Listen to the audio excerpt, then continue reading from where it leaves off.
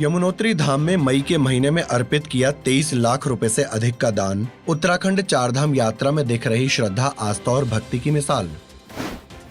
उज्जैन के महाकाल लोक परिसर में लगाई जाएंगी 88 नई मूर्तियां, करीब 75 करोड़ रुपए की आएगी लागत। अयोध्या में राम दरबार की नैनाभिराम छवि, गंगा दशहरे पर हुई प्राण प्रतिष्ठा, लेकिन भक्तों को दर्शन के लिए करना होगा लंबा इंतजार। उज्जैन महाकाल मंदिर के मुख्य शिखर पर फिर से स्थापित किया गया स्वर्ण मंडित ध्वज, शिखर दर्शन से होता है सभी पापों का नाश।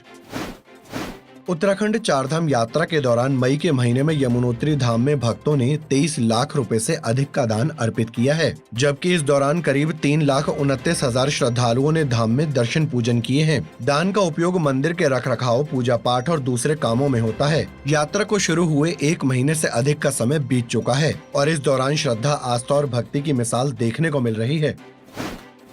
उज्जैन के महाकाल लोक में करीब 75 करोड़ रुपए की लागत से 88 नई मूर्तियां लगाई जाएंगी। इन मूर्तियों का निर्माण कांसे और बलुआ पत्थर से किया जाएगा। निर्माण पूरा होने के बाद मूर्तियों के ऊपर स्थायी परत लगाई जाएगी, जिससे अंदर की धातु हमेशा के लिए सुरक्षित रहेगी। प्रोजेक्ट मंजूर होने के बाद साल भर में काम पूरा किया जाएगा।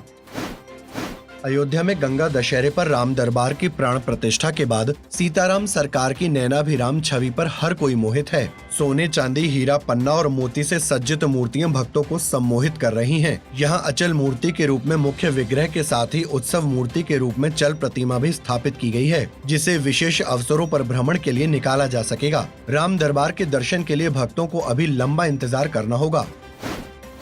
उज्जैन महाकालेश्वर मंदिर के मुख्य शिखर पर स्वर्ण मंडित ध्वज फिर से स्थापित कर दिया गया है। पूरे वैदिक रीति रिवाज से मंदिर में पूजा पाठ के बाद इसे स्थापित किया गया। कुछ दिन पहले तेज आंधी में पुराने ध्वज के अपनी जगह से खिसकने के बाद उसे सुधार कार्य के लिए उतारा गया था। मान्यता है कि शिखर दर्शन से सभी पापों का नाश होता है।